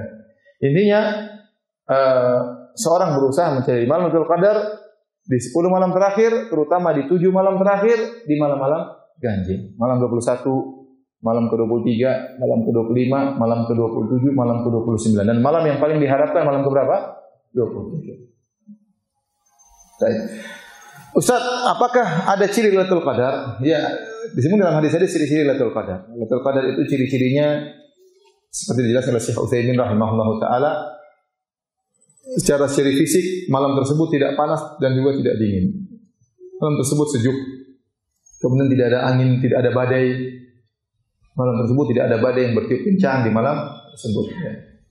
Ini di antara ciri maknawi, ya, yaitu seorang merasa tenteram pada malam tersebut. Suasana, ya, semangat untuk beribadah. Ya. Apalagi malaikat banyak turun ke malam tersebut. Sehingga seorang tiba-tiba merasa dirinya semangat. Lebih khusyuk sholatnya, lebih tenteram baca Qur'annya. Sebagian orang baca Qur'an setengah jam sudah capek, nggak tahu kenapa. Capek, nggak bisa terus-terusan capek, berhenti pingin ngobrol. Ya. Ada orang seperti itu. Ada orang subhanallah baca Qur'an sehari penuh, nggak jadi masalah. Artinya tenteram, artinya nikmati baca Qur'an tersebut. Nah, pada malam itu seorang akan merasa ketenteraman, kelezatan beribadah. di malam tersebut. Ini tanda-tanda. Sebenarnya orang ngomong, oh kayak ini tadi malam Lailatul Qadar. Kok bisa ya? Ramalan saya diterima dari mana? Enggak. Jadi dia merasa tentram untuk beribadah. Ya, itu ciri-ciri Lailatul Qadar. Adapun ciri-ciri besoknya disebutkan bahwasanya matahari terbit tidak terlalu terang, agak lembut, ya, lembut, tidak terlalu terang, tidak terik di pagi hari. Kemudian juga Lailatul Qadar di malam hari, ya, di antara ciri-cirinya itu malamnya lebih terang, malamnya lebih terang. Tetapi ciri ini sudah tidak bisa kita terapkan di kota. Bagi orang yang tinggal di kampung-kampung, ya, dia bisa melihat hal tersebut. Padahal Lailatul Qadar kan bukan malam bulan purnama, tetapi malam tersebut terasa lebih terang. Tapi kalau di kota nggak bisa karena terang itu dari lampu. Ya. Terang itu dari lampu. Saya kemarin ke perkemahan Cibubur nemani anak-anak di penghujung bulan Sya'ban. Harusnya kan bulan sangat kecil, nggak ada. Penghujung bulan Sya'ban, mau masuk Ramadan. Kalau nggak salah 2 hari sebelum Ramadan. Ternyata langit terang. Ya, lampu Jakarta bikin langit apa? Terang. Terang ya, padahal bukan bulan purnama ya. Jadi susah kalau melihat ciri Lailatul Qadar itu malam lebih terang, itu susah kita terapkan di kota. Kalau ingin kita ke kampung. Ya. Jadi saya ulangi, ciri Lailatul Qadar kalau di malam hari, malam terasa lebih terang, kemudian tidak ada angin yang bertiup kencang, ya. Kemudian seorang lebih nikmat beribadah di malam tersebut. Adapun keesokan harinya, yaitu matahari terasa lebih lembut sinar matahari tersebut. Ya. Baik. Pada waktu malam Lailatul Qadar apa yang kita lakukan? Ya. Ya ibadah apa saja. Kita campur antara salat, berzikir, berdoa. Oleh karenanya Aisyah radhiyallahu taala anha bertanya kepada Nabi, "Ya Rasulullah, law alim anna laila Lailatul Qadar, ayyu lailatin Lailatul Qadar, madza aqulu fiha?" Ya Rasulullah, bagaimana menurutmu kalau saya tahu suatu malam itu malam Lailatul Qadar, apa yang harus aku ucapkan? Doa apa yang harus aku panjatkan kepada Allah Subhanahu wa taala? Perhatikan Aisyah radhiyallahu anha bisa bahasa Arab atau tidak? Aisyah bisa bahasa Arab atau tidak? Bisa, orang Arab. Bahkan pandai syair. Tetapi dia tidak mengarang doa sendiri. Dia minta doa dari siapa? Nabi sallallahu alaihi wasallam. Maka seorang waktu berdoa berusaha menghafalkan doa lafal Nabi, jangan ditambah-tambahin. Rasulullah mengatakan, "Quli Allahumma innaka afuun tuhibbul afwa fa'fu anni." Itu yang kita ulang-ulang. Katakanlah wahai Aisyah, kata Nabi sallallahu alaihi wasallam, "Allahumma innaka afuun." Ya Allah, sungguhnya Engkau Maha Pengampun. Tuhibbul afwa, dan Engkau mencintai pengampunan. Fa'fu anni, maka ampunilah aku. Jangan tambah-tambah. Allahumma innaka afuun karimun ghafurun rahimun. Enggak usah tambah-tambah. Allahumma innaka afuun tuhibbul afwa fa'fu anni. Ya, jangan ditambah-tambahin. Ya, karena lafal itu lafal yang dari Nabi sallallahu alaihi wasallam, ya. Kalau ngarang doa, Aisyah juga bisa ngarang doa sendiri. Ya. Artinya kita boleh berdoa dengan lafal kita, boleh. Tapi kita jaga lafal Nabi ini yang lebih sakti istilahnya. Lebih ampuh, lebih berkah. Karena yang ngajarkan langsung siapa? Rasulullah sallallahu alaihi wasallam. Jadi doa di malam Lailatul Qadar, doa yang sangat dikabulkan. Ini dalil bahwasanya doa di malam Lailatul Qadar adalah doa yang sangat dikabulkan. Kita boleh doa yang lain. Ibu boleh berdoa, "Ya Allah ampunilah aku, ya Allah semoga suamiku tidak poligami." Boleh. Tapi jangan ya. Kuat-kuatan doa ya. Jadi mau saya ya. Doa apa saja boleh, tapi doa yang paling utama adalah mohon apa? Ampunan. Kenapa? Karena kalau kita diampuni oleh Allah, otomatis masuk surga. Kenapa kita terhalangi masuk surga? Karena ada dosa. Kenapa kita terhalangi masuk surga? Ada dosa. Kalau dosa kita diampuni, kita otomatis masuk surga. Jadi perhatian di sini, ingat bahwasanya doa yang terbaik, Allahumma innaka afuun tuhibbul afwa. Ini dalil bahwasanya Lailatul Qadar diisi dengan salat malam, dengan berzikir, diantaranya dengan berdoa kepada Allah Subhanahu wa ta'ala. Ini doa yang paling sering kita baca tatkala di malam Lailatul Qadar. Jadi barang siapa yang beribadah 10 malam terakhir, sudah dipastikan dia pasti mendapatkan Lailatul Qadar. Apa sih yang dimaksud dengan mendapatkan Lailatul Qadar? Apa maksudnya? Maksudnya itu seorang bisa banyak beribadah di malam tersebut. Karena setiap orang akan dapat Lailatul Qadar. Lailatul Qadar itu melewati semua orang. Lailatul Qadar ada di Amerika atau tidak? Ada di Amerika, di Australia, di Inggris ada semuanya. Ya. Orang kafir juga dilewati malam tersebut. Sama malam Ramadan. Ramadan ada nggak di Amerika? Ada. Orang kafir dapat Ramadan atau tidak? Dapat, tapi dia tidak mendapati Ramadan, artinya dia tidak beribadah di bulan tersebut. Jadi Lailatul Qadar itu akan melewati siapa saja. Malaikat turun, tidak cuma turun di Selipi saja, yang lain enggak. Turun di mana-mana ya. Tetapi orang yang dikatakan dapat Lailatul Qadar itu dia banyak beribadah di malam tersebut. Jadi bukan cari di mana. Kamu dapat enggak? Saya enggak dapat. Itu malam semua orang kena. Semua orang kena malam tersebut. Cuma maksudnya mendapatkan itu dia benar-benar beribadah di malam tersebut. Paham ya? Itu maksudnya. Baik, terakhir kita akan bahas tentang masalah i'tikaf. Di antara cara terbaik untuk bisa meraih Lailatul Qadar adalah dengan i'tikaf. Karena kondisi seorang di puncak ibadah itu dengan i'tikaf, di mana 10 hari dia konsentrasi untuk beribadah kepada Allah Subhanahu wa taala. Baik. I'tikaf adalah ibadah yang mulia. Allah sebutkan dalam Al-Qur'an, kata Allah Subhanahu wa taala, "Antahhira baitiya lit-ta'ifina wal-'akifina war-ruk'a'is sujud." Hendaknya engkau Ibrahim dan Ismail bersihkan Masjidil Haram untuk bisa dipakai oleh orang-orang yang tawaf, orang-orang yang i'tikaf dan orang-orang yang ruku' dan sujud. Jadi bersihkan bersihkan Masjidil Haram, Ka'bah dari kotoran dan dari kesyirikan, dari kenajisan, agar bisa digunakan oleh orang yang tawaf, orang yang i'tikaf, war-ruk'a'is sujud, orang yang salat. Berarti i'tikaf itu ibadah yang mulia. Ya. Allah juga sebutkan dalam Al-Quran, wala tubashiruhunna wa antum akifuna fil masajid. Janganlah kalian menggauli istri-istri kalian sementara kalian sedang i'tikaf. Ya. Oleh karenanya i'tikaf dikerjakan oleh Nabi tiap tahun. Rasulullah SAW i'tikaf. Bahkan Rasulullah SAW pernah terhalangi tidak bisa i'tikaf di bulan Ramadan, maka beliau mengqadha di bulan Syawal. Bahkan telah kita jelas Rasulullah pernah salat i'tikaf sebulan penuh. Ya, disebutkan dalam hadis Rasulullah SAW di akhir hayatnya i'tikaf 20 hari terakhir. Ya, jadi i'tikaf itu sunnah yang tidak pernah ditinggalkan oleh Nabi sallallahu alaihi wasallam. Apa makna i'tikaf? I'tikaf dalam bahasa Arab artinya melazimi. Uquf itu artinya melazimi. Seperti dalam Al-Qur'an Allah berkata tentang perkataan Ibrahim kepada kaumnya yang mengingkari kaumnya nongkrong di berhala-berhala disembah. Kata Nabi Ibrahim, "Ma hadhi tamathilul lati antum laha akifun." Ya, apa ini patung-patung yang kalian nongkrong di situ? Kalian apa? Melazimi patung tersebut. I'tikaf di patung-patung. Di orang penyembah berhala juga i'tikaf di patung untuk menyembah patung-patung tersebut. Ya, sama seperti perkataan Nabi Musa kepada Samiri, ya, "Wanzur ila ilahika alladhi dhalta alaihi aqifa." Ya, lihatlah kepada Tuhanmu yang kau senantiasa i'tikaf di Tuhanmu tersebut, patung sapi. Ya, jadi i'tikaf artinya melazimi, jadi beribadah dalam rangka melazimi masjid dalam rangka beribadah. Jadi i'tikaf maksudnya melazimi masjid, luzumul masjid. Luzumul masjid itu namanya i'tikaf, melazimi masjid, nongkrong di masjid dalam rangka beribadah kepada Allah Subhanahu wa taala. Itu makna daripada i'tikaf, ya. Baik. Apa itu hakikat i'tikaf? Ibnu Rajab Al-Hambali dalam kitabnya Lataiful Ma'arif menyebutkan hakikat i'tikaf adalah qat'ul ala'iq 'anil khalqi wal ittisal li khidmatil khaliq. Artinya memutuskan segala hubungan dengan makhluk dalam rangka untuk menyambung hubungan untuk beribadah kepada pencipta. Ini hakikat i'tikaf. Makanya Nabi sallallahu alaihi wasallam i'tikaf bukan cuma di masjid, bahkan beliau membuat semacam kemah-kemahan. Masuk ke dalam kemah-kemah tersebut. Ya, padahal sahabat juga semua sibuk beribadah, tapi untuk menyempurnakan putus hubungan dengan makhluk, maka Nabi sampai buat semacam apa? Kemah-kemah. Jadi kalau ternyata di masjid i'tikaf tidak begitu ramai, kita bikin aja kemah-kemah di pojok. Kalau memang memungkinkan. Kalau pesertanya ramai, jangan, karena kita mengambil jatah orang atau hak orang lain. Ya. Jadi untuk menyempurnakan, memutuskan hubungan dengan makhluk, maka Nabi membuat semacam kemah-kemah. Ya, ada waktunya berinteraksi, sholat malam, mungkin tatkala baca Quran, tapi ada waktunya menyendiri.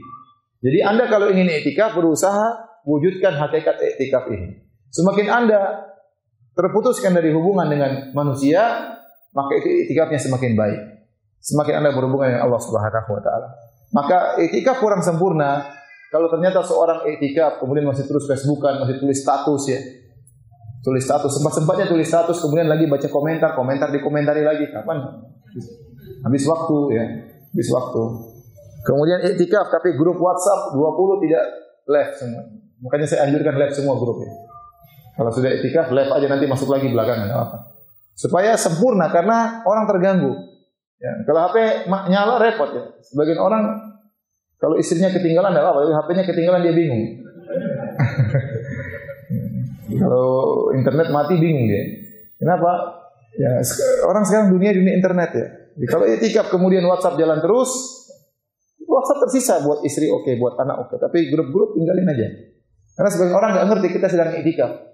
Dia kirim berita, kita gatal untuk lihat. Akhirnya waktu habis untuk melihat dunia. Ya. Apalagi sedang i'tikaf kemudian jualan online ini. Nggak boleh. Jadi saya sarankan putus hubungan ketika sedang i'tikaf. Kalau bisa i'tikaf sendiri, orang tidak kenal lebih baik. Sudah ente sibuk sendiri. Kalau i'tikaf bawa rombongan, ya enggak apa-apa, enggak dilarang. Tapi jangan bawa rombongan rame-rame, hanya ngobrol ya. Nanti malam i'tikaf ya. Kamu bawa ini ya, tahu goreng, saya bawa tempe goreng, kamu bawa ini. Kamu bawa kopi ya, saya bawa teh. Udah i'tikaf. Warung kopi pindah ke masjid. Makan semua sampai ngobrol-ngobrol berjam-jam. Ini i'tikaf bukannya tidak sah-sah, tetapi kurang apa? Sempurna. Ya, kurang sempurna. Maka seorang berusaha menghindarkan interaksi dengan orang lain. Bahkan Imam Ahmad menganjurkan ya, kalau seorang sedang i'tikaf bagi orang yang alim untuk menghentikan pengajian, tidak ada pengajian. Dahulu para ulama kalau sudah masuk 10 hari terakhir pengajian berhenti. Imam Malik pengajian berhenti.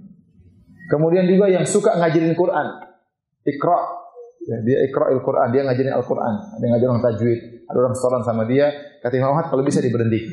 Saatnya baca Quran sendiri. Ya, ini sekedar anjuran agar seorang bisa benar-benar murni beribadah kepada Allah Subhanahu wa taala, tidak terlarang. Ya.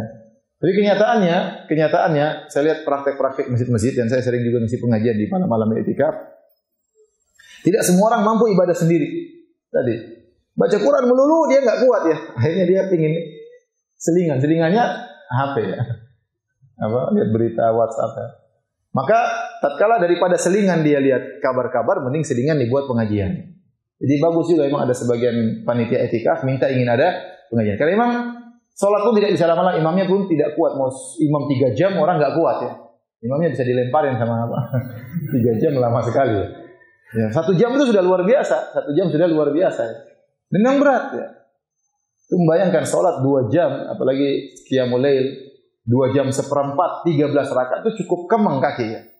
Nah, saya berapa kali salat di Masjid Nabawi ya, salat jam 1 sampai jam 3 seperempat, kalau lagi sujud kita dengar orang ngorok di sebelah. Benar ngorok.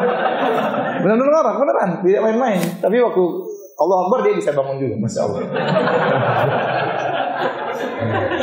Benar ya. Terkadang kita sangat ngantuk, kita bisa mimpi dalam sujud tersebut. Saya mungkin ngorok pun saya tidak tahu, yang dengar orang lain kan. Tapi intinya benar-benar capek, berdirinya capek, sujudnya juga lama ya. Karena waktunya berdoa kepada Allah Subhanahu wa taala. Nah, menghidupkan hal tersebut tidak siap, belum tentu masyarakat kita siap. Ya, belum tentu masyarakat kita siap. Bisa jadi orang enggak mau i'tikaf, kenapa? Aduh, berat sekali salatnya. Akhirnya orang salat pun malam pun 1 jam sudah maksimal ya. Setengah jam saja sudah lumayan ya. Nah, akhirnya banyak waktu-waktu yang bengong, sebagian panitia mengadakan pengajian. Ya enggak apa-apa, enggak jadi masalah, enggak dilarang. Bisa andainya seorang bisa mengondisikan dirinya tidak interaksi dengan orang lain, itu maka yang terbaik. Sebagian tempat saya lihat, saya pernah pergi ke sebagian teman-teman i'tikaf, mereka i'tikaf di bagian bawah, atas orang banyak i'tikaf, di bagian bawah juga ada tempat i'tikaf, mereka buat kemah-kemah di bagian bawah. Ya. Masya Allah ya, tapi jangan i'tikaf berdua sama istri, jangan. Satu kemah bahaya. Istri tempat lain, kita tempat lain, jangan satu kemah sama istri. Bisa berubah jadwal gitu ya. Jadi kalau bisa buat kemah ini terbaik, tapi kenyataannya tidak semudah yang kita bayangkan karena kondisi masjid yang mungkin sempit, sementara peserta i'tikaf sangat-sangat banyak. Alhamdulillah sekarang sunnah i'tikaf di mana-mana, alhamdulillah. Ya. Hidup banyak orang ingin i'tikaf. Maka panitia yang menyediakan, Masya Allah, mudah-mudahan diberi pahala besar oleh Allah Subhanahu wa taala. Baik. Itu hakikat i'tikaf, memutuskan segala hubungan dari makhluk dan berusaha untuk konsentrasi penuh beribadah kepada Allah, baik dengan salat, baik dengan berzikir, baik dengan berdoa, baik dengan baca Quran. Pokoknya dia konsentrasi dengan Allah Subhanahu wa taala. Baik. Di mana tempat i'tikaf? I'tikaf harus di masjid. Kata Allah Subhanahu wa taala, "Wala tubashiruhunna wa antum aakifuna fil masajid." Janganlah kalian menggauli istri-istri kalian sementara kalian iktikaf di masjid. Allah mengatakan aakifuna fil masajid. Iktikaf harus di masjid. Masjid bagaimana? Yaitu masjid yang benar-benar adalah masjid. Selama namanya masjid, fungsinya sebagai masjid, secara syariat itu namanya masjid, maka boleh iktikaf di situ. Oleh karenanya, Allah mengatakan di antara makna masjid yaitu masjid tersebut adalah milik kaum muslimin, wakaf untuk kaum muslimin. Ya. Bisa jadi masjid tersebut di bawah naungan yayasan, tapi yayasan ini membuka ini masjid buat apa? Kaum muslim. Artinya masjid tersebut tidak bisa dijual belikan. Beda dengan masjid yang misalnya ada di kantor, itu bukan masjid. Karena itu hanya dibuat oleh kantor fasilitas untuk sholat. Suatu saat masjidnya bisa pindah ke lantai berikutnya, atau suatu saat masjidnya bisa ditutup kalau ganti ownernya atau ganti direkturnya, ya. Ya, atau masjidnya bisa dipersempit atau diperlebar karena itu memang bukan masjid untuk kaum muslimin, tapi masjid milik kantor, bisa diperjualbelikan. Maka masjid seperti ini tidak boleh untuk iktikaf. Paham ya? Baik, bagaimana dengan musola yang ada di kampung, Ustaz? Musola kecil kita namakan langgar atau namakan musola. Kalau musola tersebut ternyata salat 5 waktu benar-benar dan itu milik kaum muslimin seperti fasum kan buat orang umum, ya. Musola, meskipun namanya musola, itu aslinya dia masjid artinya. Sebenarnya dia masjid tapi masjid kecil. Musola itu artinya masjid kecil. Maka boleh juga untuk iktikaf. Ya. Paham ya? Apakah masjid yang di tempat iktikaf harus dilaksanakan sholat Jumat? Sebenarnya berpendapat demikian. Harus masjid yang ada sholat Jumatnya. Tapi pendapat yang lebih kuat tidak harus. Pokoknya nama masjid, meskipun tidak ada sholat Jumatnya, boleh iktikaf di situ. Terus bagaimana kalau hari Jumat? Ya silakan dia keluar ke masjid yang ada sholat Jumatnya. Nah setelah itu dia balik lagi. Nggak jadi masalah. Ini keluar yang darurat. Nggak jadi masalah. Tidak membatalkan iktikaf. Nah, paham? Baik. Masalah berikutnya. Di bagian manakah lokasi masjid kita boleh iktikaf? Jawabannya di seluruh daerah masjid, areal masjid. Apakah di tempat sholat masjid? Apakah di ruang takmir masjid? Apakah di perpustakaan masjid? Apakah ruangan bawah masjid? Yang penting itu namanya masjid. Boleh nggak di pelataran masjid? Boleh, itu masih pelataran masjid. Tapi kalau tempat parkir bukan. Ya, tapi ruang masjid boleh. Di pelataran masjid boleh. Ya, nggak jadi masalah. Di perpustakaan, di ruang imam, ruang takmir boleh. Tapi yang lebih afdal tentunya di daerah sholat. Ya. Tapi daerah-daerah tersebut juga boleh karena Allah mengatakan silakan iktikaf di masjid. Selama itu masih bangunan masjid, maka boleh iktikaf di situ. Ya, boleh. Jadi masalah. Ya. Baik, apakah disyariatkan iktikaf hanya untuk lelaki atau wanita juga boleh? Dua-duanya boleh disyariatkan. Laki-laki boleh iktikaf, perempuan juga boleh iktikaf. Oleh karena di zaman Nabi SAW, istri Nabi juga iktikaf. Ustaz, apakah hanya nenek-nenek yang boleh iktikaf? Yang ibu-ibu muda enggak boleh? Boleh. Baik nenek-nenek maupun yang masih muda. Enggak jadi masalah. Ya. Karena istri Nabi iktikaf dan di antara istri Nabi ada yang tua 50 tahun ke atas, 60 tahun ke atas, ada istri Nabi yang masih 30 tahun ke atas dan ada yang masih muda. Ya. Tapi untuk wanita kalau ingin iktikaf ada persyaratannya. Persyaratan pertama harus minta izin suami. Karena keberadaan istri di rumah itu hak suami. Suami kerja cari nafkah, kasih dia makan, kasih dia pakaian, ya, kasih dia kebutuhan supaya dia tetap berada di rumah. Jadi keberadaan seorang istri di rumah itu hak suami. Suami pulang kapan saja istrinya harus siap sedia di rumah. Makanya kalau istri keluar rumah harus minta izin sama suami. Keluar pengajian minta izin, keluar jenguk orang sakit butuh berjam-jam minta izin. Ke salon juga minta izin sama suami. Jangan nyelonong aja sendiri tidak minta izin. Harus minta izin, minta izin bisa kasih suami jadwal saya begini, saya minta izin ya. Yang penting suami kasih izin. Ya, apakah izin mingguan, apakah izin bulanan, pokoknya minta izin. Ya tidak semua minta izin kalau cuma pergi ke bakola beli apa, ke kios beli apa, beli sabun itu sih nggak perlu minta izin karena cuma keluar sebentar. Jadi minta izin, suami juga marah. Ini aja minta izin ya. Tapi maksudnya kalau izin yang keluar butuh waktu yang lama maka harus minta izin karena di antara hak suami yang harus ditunaikan oleh istri dia harus berada dalam rumah. Nah, apalagi dia ingin keluar iktikaf maka harus minta izin suami. Dan saya ingatkan sebagian suami istri alhamdulillah mereka mudah untuk iktikaf karena tidak lagi yang mereka urus. Anak-anak sudah besar, sudah pada nikah, sudah tinggal di tempat yang lain ya.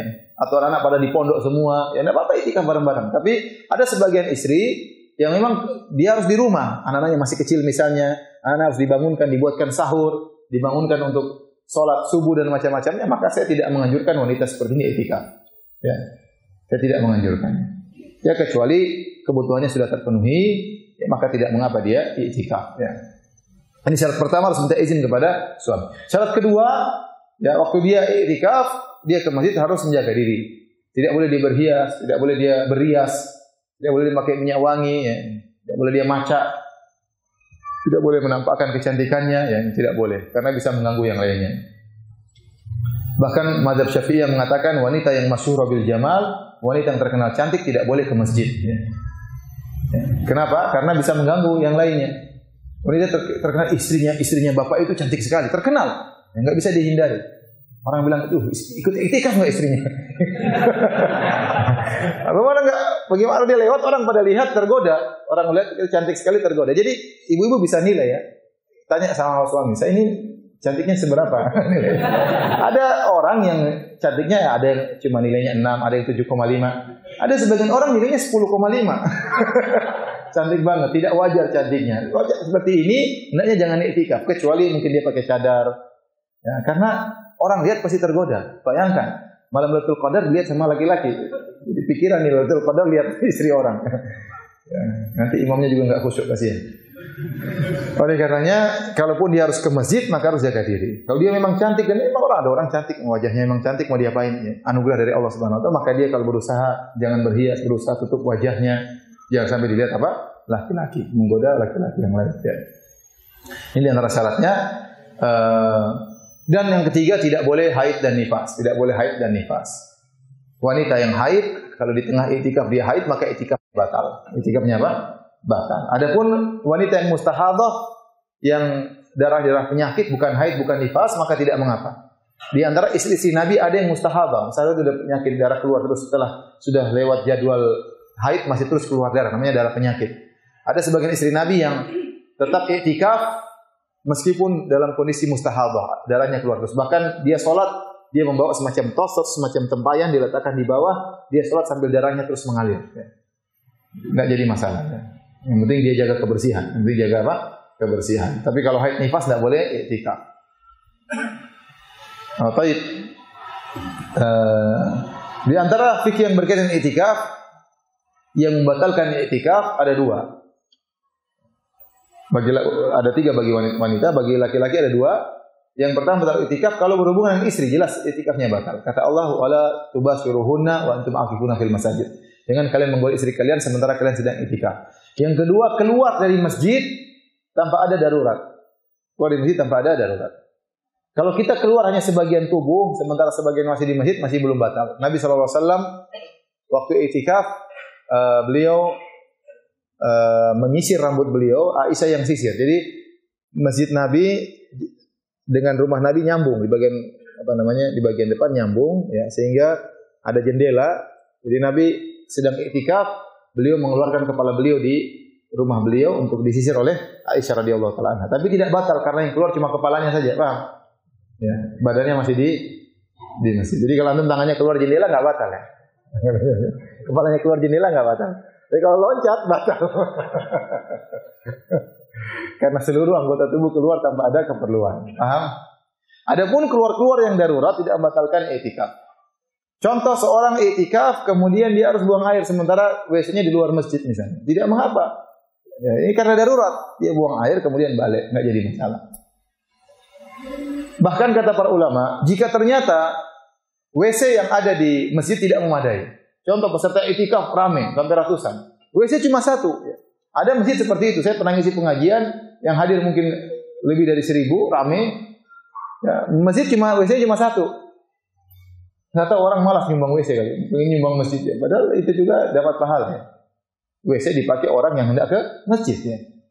Nah, kalau seperti itu gimana? Mau ngantri banyak orang nggak mungkin. Jadi kalau ternyata WC tidak memadai, kata para ulama, boleh seorang pergi ke rumahnya dekat masjid hanya sekedar untuk apa? Buang air segera balik karena darurat. Ya. Misalnya dia ke WC, tidak mungkin ini WC kalau mau mandi harus ngantri lama, kemudian tidak bisa dia. Dia harus ke rumah, maka kata para ulama kalau memang darurat boleh dia ke rumah, ke WC mandi kemudian apa? Balik. Dan ini saya sampaikan juga kepada para ikhwan yang mungkin ingin berniat i'tikaf di Masjidil Haram. I'tikaf di Masjidil Haram terkadang WC-nya sangat ramai. Kalau dia bisa tetap di situ ya enggak apa-apa, tapi kalau ternyata sangat ramai ya, tidak mengapa dia pergi ke hotel. Misalnya sebagian orang itikaf tapi dia hotelnya masih dia sewa kamar satu.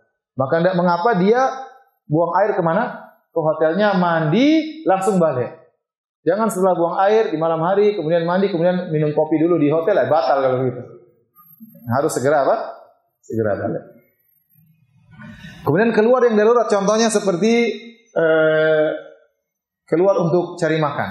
Seandainya seorang ikut iktikaf, kemudian panitia menyediakan makanan, maka dia tidak boleh keluar makan dari yang disediakan. Tapi kalau ternyata makanannya kurang, atau kadarullah dia tidak bisa makan makanan tersebut, dia nggak suka dikasih daging, dia tidak pernah makan daging, seumur hidup nggak suka makan daging. Ya. Maunya daging tempe, ya. Daging tahu. Ya. Jadi kalau daging itu nggak bisa dia. Ya, kalau seperti itu maka dia boleh keluar cari makanan. Kemana? Ya ke warung terdekat. Kemudian makan di warung, kemudian balik. Tidak batal iktikafnya. Tapi jangan dia bilang, kita pergi sana ada bebek enak di sebelah sana, 2 kilo dari masjid. Nah, itu batal kalau itu ya. Itu batal. Berarti keluar tidak darurat. Paham ya? Nah, jadi ini keluar yang diperbolehkan. Adapun keluar tanpa ada alasan atau alasan duniawi, keluar karena ingin bisnis, ya itu nggak boleh, batal iktikafnya. Tidak boleh, itu batal iktikafnya. Di antara dalilnya akan hal ini, Nabi SAW pernah iktikaf kemudian dijenguk oleh istrinya Sofia radhiyallahu taala anha, Sofia bintu Huyai. Sofia ini seorang wanita dari Yahudi. Bapaknya Huyai bin Akhtab, pimpinan dari Yahudi. Ya. Dari Bani Nadir ya. Kemudian diserang oleh Nabi dan para sahabatnya sehingga bapaknya tewas, suaminya tewas, kakak tewas, saudara-saudaranya tewas. Sofia selamat. Kemudian jadi Sofia ini orang tuanya, keluarga semua dibunuh oleh para sahabat atas perintah Nabi tentunya. Kemudian dinikahi oleh sang pembunuh. Dinikahi oleh siapa? Nabi sallallahu alaihi wasallam atau sang pemimpin dari musuh orang tua. Maka waktu Nabi nikah dengan Sofia, tentunya Nabi harus memberikan perhatian lebih khusus kepada Sofia. Namanya seorang wanita sedih, bapaknya, kakaknya, ya. Sampai waktu Nabi pertama nikah sama Sofia, ada sahabat yang mengelilingi kemahnya Nabi. Nabi bilang, kamu ngapain sini? Saya takut ini Sofia nanti macam-macam ya. Karena khawatir Sofia dendam tiba-tiba, ya. Tapi subhanallah, Nabi bisa mengambil hatinya. Mengambil hati siapa? Sofia. Ya. Perhatian Nabi luar biasa. Jadi antaranya waktu Sofia tidak naik di atas ontanya, Nabi meninggikan lututnya supaya pahanya diinjak oleh Sofia untuk naik di atas ontanya. Di antara perhatian Nabi SAW waktu Nabi sedang iktikaf, Sofia datang, maka Nabi ngobrol sama Sofia. Ngobrol suami dengan istri. Tidak lama kemudian Sofia pulang maka Nabi keluar dari masjid ngantarin siapa? Sofia ke rumahnya. Nabi keluar karena darurat. Karena itu di malam hari dan rumah Sofia tidak terlalu jauh. Jadi rumah istri-istri Nabi itu sekitar masjid aja. Jadi Nabi keluar dari masjid, ini keluar. Tapi karena ada darurat dalam rangka mengantarkan istrinya kemana? Pulang ke rumahnya di malam hari. Ini dalil bahwasanya tidak semua keluar dari masjid membatalkan apa? Iktikaf. Ya. Jadi inilah ya, mungkin beberapa perkara yang saya sampaikan tentang masalah iktikaf. Maka seorang kalau bisa dimudahkan oleh Allah untuk iktikaf, maka berusaha untuk apa? Iktikaf. Kalau dia bisa iktikaf 10 hari, maka itu yang terbaik. Kalau tidak bisa 10 hari, maka beberapa hari yang dia sukai. Misalnya malam-malam ganjil, malam 21 iktikaf, malam 23 iktikaf, malam 27 iktikaf. Siapa tahu itu malam Lailatul Qadar dan sedang kondisi itu. Kalau tidak bisa iktikaf sama sekali 1 hari full, tidak bisa iktikaf 1 siang atau 1 malam. Dalam hadis kata Umar bin Khattab, "Kuntu nazartu fil jahiliyah ana atakifa fil Masjidil Haram lailatan." Saya pernah, kata Umar bin Khattab kepada Nabi SAW, saya pernah bernazar waktu jahiliyah untuk iktikaf semalam di Masjidil Haram. Kata Nabi, "Aufi binadrik, silakan kau tunaikan nazarmu." Ini kata para ulama dalil, iktikaf itu minimal 1 malam atau 1 siang. Maka seorang boleh iktikaf masuk sebelum maghrib, keluar setelah azan subuh, boleh. Atau seorang boleh iktikaf masuk sebelum azan subuh, keluar setelah apa? Azan maghrib. Maka sudah sah, 1 siang atau 1 malam. Kalau Anda pun harus bekerja di siang hari, ya maka jangan lupa untuk iktikaf di malam-malam ganjil, terutama di malam-malam ganjil yang diharapkan Lailatul Qadar, masuk sebelum maghrib, keluar setelah apa? Setelah subuh, maka sudah sah iktikafnya. Ya. Ya. Adapun orang tidak sempat iktikaf karena banyak kegiatan, sama sekali tidak bisa iktikaf, ya maka usahakan waktu tetap bernilai. Seperti sebagian orang harus mudik. Malam hari ke-26 sudah mulai mudik. Perjalanan mudik butuh 3 hari 3 malam. Misalnya, mudik satu keluarga, mau naik pesawat mahal, naik mobil aja deh. Murah meriah tapi penderitaan. Rame-rame, sudah jalan 3 hari 3 malam ke Sumatera, ada seperti itu ya. Ya, malam-malam ya udah. Jangan lupa untuk berzikir di mobil atau dengar kajian, bawa rekaman, misalnya rekaman sirah Nabi 3 hari dengar selesai. Terus cerita dengan insya Allah cerita Nabi terus sampai selesai bisa saja. Jadi siapkan sarana prasarana sehingga waktu-waktu kita lewat tidak terbuang sia-sia ya. Dengar kajian tertentu terus. Jadi kalau enggak stop berzikir kepada Allah sambil nyetir sambil mengatakan Allahumma innaka afuwun tuhibbul afwa fa'fu anni. Seorang harus mudik dipanggil orang tuanya yang berbakti kepada orang tua. Meskipun berat ditempuh juga karena ingin berbakti kepada orang tua. Orang tua ingin dia lebaran di kampungnya. Enggak jadi masalah.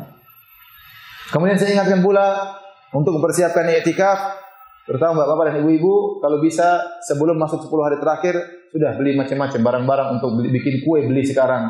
Kalau bisa bikin kuenya sebelum 10 hari terakhir. Ya. Kue kering lah, jangan bikin pas malam-malam 10 hari terakhir. Bikin sebelumnya. Sekarang yang bikin kue kering, masukkan toples sudah simpan, nanti hari lebaran baru dibuka ya. Kalau punya freezer besar, beli ikan, beli daging, masukkan ke freezer ya. Kalau beli baju baru sebelum 10 hari terakhir. Belikan anak-anak bawa, beli baju silakan pilih. Karena kalau kita enggak beli sekarang, nanti 10 hari terakhir kita sibuk ya, nyari pakaian. Aduh ini mahal, apalagi 10 hari terakhir mahal-mahal semuanya. Jangan di mall ini, pindah mall lain. Nah, dia etikah di mall terus, pindah dari mall ke mall yang lain. Habis waktu ya. Dan ini benar-benar disarankan. Bahkan saya di Madinah dengar khotib-khotib menyampaikan hal ini.